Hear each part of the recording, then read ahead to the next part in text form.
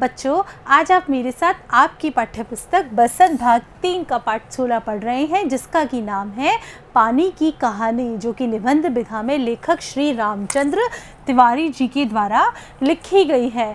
बच्चों, आप मेरे साथ इस पाठ का प्रथम भाग पिछले भाग में पढ़ चुके हैं, जिसमें आपने देखा कि किस तरह से हाइड्रोजन और ऑक्सीजन के संयोजन के फलस्वरूप पानी का निर्माण हुआ, किस तरह से सूर्य से अलग होने के बाद हमारे पृथ्वी नामक ग्रह का निर्माण हुआ और ओस की बूंद किस तरह से अपनी कहानी सुना रही है, सुनाते सुनाते आगे बढ़ रही है। देखिए अब क्या होता है इस भाग में। हम शांति से बैठे एक दिन हवा से खेलने की कहानियाँ सुन रहे थे कि अचानक ऐसा अनुभव हुआ मानो हम सरक रहे हैं। सरक रहना यानी खिसक रहे हैं। सबके मुख पर हवाइयाँ उड़ने लगी। हवाइयाँ उड़ने लगी यानी सबके सब डरने लगे। अब क्या होगा। इतने दिन आनंद से काटने के पश्चात अब दुख सहन करने का साहस हम में न था। यानी हमने इतने सारे दिन, इतने सालों तक आराम किया, तो अब हम में इतनी हिम्मत नहीं बची थी कि हम और दुख सहन कर सकें। बहुत पता लगाने के बाद हमें ज्ञात हुआ, यानी हमें मालूम पड़ा, हमारे भार से ही हमारे नीचे वाले भाई दबकर पानी हो गए हैं। यानी जो बर्फ़ ऊपर थी, उसके नीचे की जो बर्फ़ थी वह अब पिघलने लगी थी। उनका शरीर ठोसपन को छोड़ चुका है। उनके तरल शरीर पर हम फिसल चले हैं। यानी कि हमारे जो नीचे बर्फ़ का ढेर था वह अब पिघल गया है और हम भी छोटे छोटे टुकड़ों में विभाजित होकर फिसल चुके हैं। मैं कई माह समुद्र में इधर उधर घूमती रही। फिर एक दिन गर्म धारा से भेंट हो गई। फिर जो वो जल की बूंद थी वह पिघलकर समुद्र में चली गई। समुद्र में जाने के बाद एक दिन उनकी भेंट जल की गर्म धारा से होती है। गर्म धारा यानी गर्म जल से होती है। धारा के जलते अस्तित्व को ठंडक पहुंचाने के लिए हमने उनकी गर्मी सोखनी प्रारंभ कर दी। उसके फलस्वरूप मैं पिघल पड़ी और पानी बनकर समुद्र में मिल गई। बच्चों, क्या हुआ, वह बर्फ़ का एक छोटा सा टुकड़ा था जो कि समुद्र में घूम रहा था। जब वह बर्फ़ का छोटा सा टुकड़ा गर्म धारा के संपर्क में आया, तो गर्म धारा के संपर्क में आने के फलस्वरूप वह पिघलता चला गया और जल के रूप में परिवर्तित हो गया। जल के रूप में परिवर्तित होकर वह समुद्र में मिल गया। देखते हैं आगे क्या होता है। समुद्र का भाग बनकर मैंने जो दृश्य देखा वह वर्णनातीत है। वर्णनातीत यानी कि ऐसा दृश्य है जिसका कि वर्णन करना असंभव हो, यानी कि बहुत ही सुंदर दृश्य था। मैं अभी तक समझती थी कि समुद्र में केवल मेरे बंधु बांधवों का ही राज्य है। यानी अभी तक बूंद को ऐसा लगता था कि समुद्र में जल ही जल है, ओस के बंधु बांधव तो जल ही होगा। अभी तक उसको ऐसा ही लग रहा था कि समुद्र में मेरे ही बंधु बांधव है। परंतु अब ज्ञात हुआ कि समुद्र में चहल पहल वास्तव में दूसरे जीवों की है। उसमें निरा नमक भरा है। निरा यानी बिल्कुल ही नमक भरा हुआ है। पहले पहले समुद्र का खारापन मुझे बिल्कुल नहीं भाया यानी अच्छा नहीं लगा, जी मचलाने लगा। पर धीरे धीरे सब सहन हो चला। यानी धीरे धीरे मैं उस समुद्री नमकीन जल के साथ मिल गई। एक दिन मेरे जी में आया कि मैं समुद्र के ऊपर तो बहुत घूम चुकी हूँ, भीतर चलकर भी देखना चाहिए कि क्या है। इस कार्य के लिए मैंने गहरे जाना प्रारंभ कर दिया। उसकी बूंद को बहुत अधिक जिज्ञासा थी। उसको लगा कि मैं समुद्र के ऊपर तो बहुत अधिक घूम चुकी हूँ, अब मुझे समुद्र के नीचे भी जाना चाहिए।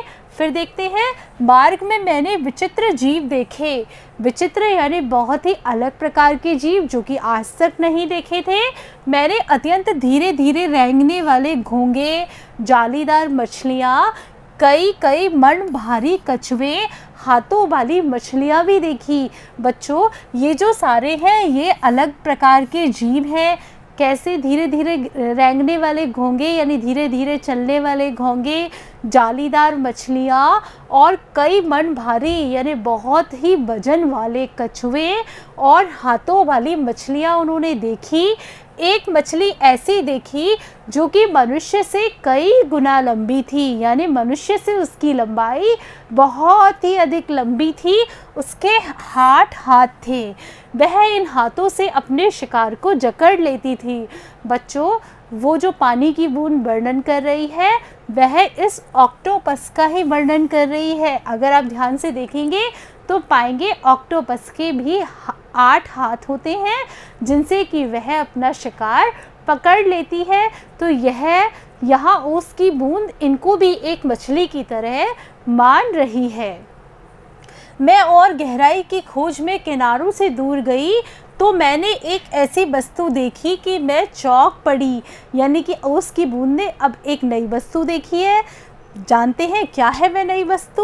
अब तक समुद्र में अंधेरा था। सूर्य का प्रकाश कुछ ही भीतर तक पहुंच पाता था और बल लगाकर देखने के कारण मेरे नेत्र दुखने लगे थे। बच्चों, जो सूर्य का प्रकाश है वह पानी में सिर्फ ऊपर ही ऊपर जा पाता है, समुद्र के अंदर तक गहराई तक नहीं पहुंच पाता है। ऐसे में जो ओस की बूंद थी उसको बहुत अधिक बल लगाना पड़ रहा था देखने के लिए समुद्र को। मैं सोच रही थी यहाँ पर जीवों को कैसे दिखाई पड़ता होगा कि सामने ऐसा जीव दिखाई पड़ा मानो कोई लालटेन लिए घूम रहा होगा। ओस की बूंद यह सोचने लगी कि समुद्र का प्रकाश है वह नीचे तक नहीं आता है, नीचे बहुत अधिक अंधेरा रहता है। ऐसे में समुद्र के अंदर जो जीव हैं वह कैसे देख पाते होंगे, उनको कैसे दिखाई पड़ता होगा।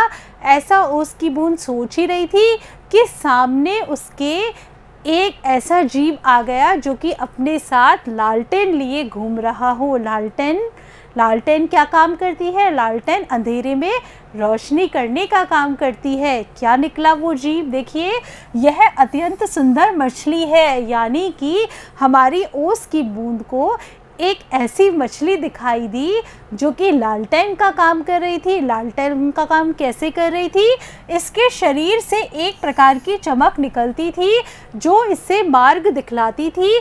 इसका प्रकाश देखकर कितनी छोटी छोटी अनजान मछलियां इसके पास आ जाती थी और यह जब भूखी होती थी तो पेट भर उनका भोजन करती थी। विचित्र है बच्चों, वह जो लाइट वाली मछली, लालटेन वाली मछली कुछ इस तरह की रही होगी।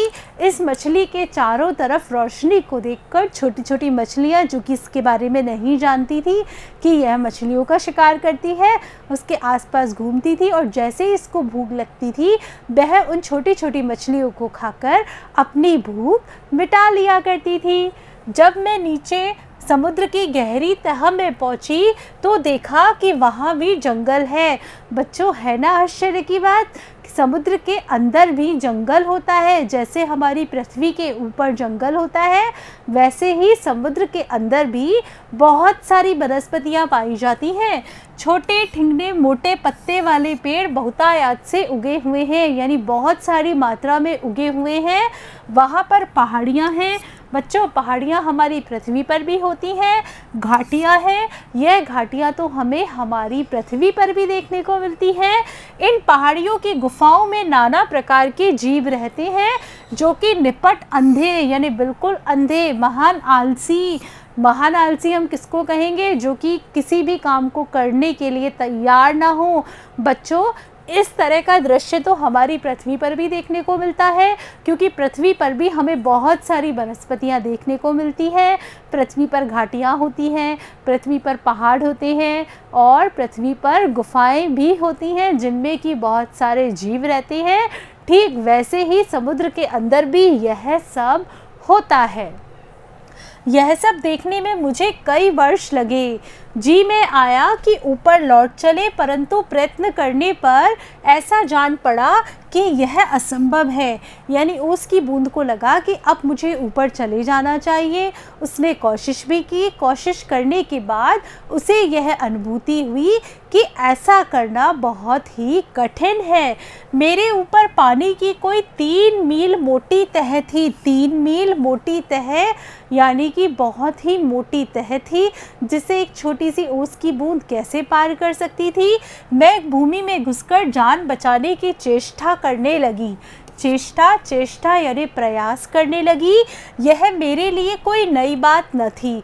करोड़ों जलकण इसी भांति अपनी जान बचाते हैं और समुद्र का जल नीचे धंसता जाता है, यानी कि जो समुद्र का जल है वह नीचे बैठता जाता है।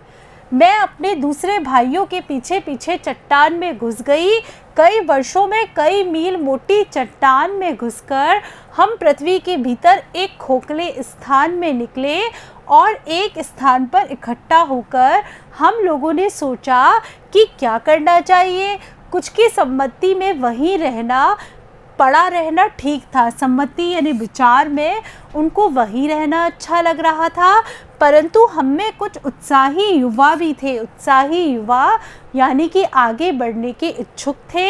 वे एक स्वर में बोले, हम खोज करेंगे, पृथ्वी के हृदय में घूम घूम कर देखेंगे कि पृथ्वी के भीतर क्या क्या छिपा हुआ है। बच्चों, आज आपने मेरे साथ आपकी पाठ्यपुस्तक बसंत भाग 3 का पाठ 16 पानी की कहानी का दूसरा भाग पढ़ा, जिसमें आपने देखा कि ओस की बूंद किस तरह से पिघलकर समुद्र में चली जाती है और समुद्र की वर्णनातीत दुनिया की सैर करती है। वहाँ जाकर बहुत प्रकार के विचित्र जानवरों को देखती है और बहुत प्रकार की ऐसी वनस्पतियों को देखती है जो कि उसने पहले कभी नहीं देखी होती है। बच्चों, अब हम इस पाठ के अगले भाग में अब हम जानेंगे कि ओस की बूंद किस तरह से बेर की झाड़ी के पास में आई, उसकी उस यात्रा के बारे में अध्ययन करेंगे। तब तक के लिए धन्यवाद बच्चों।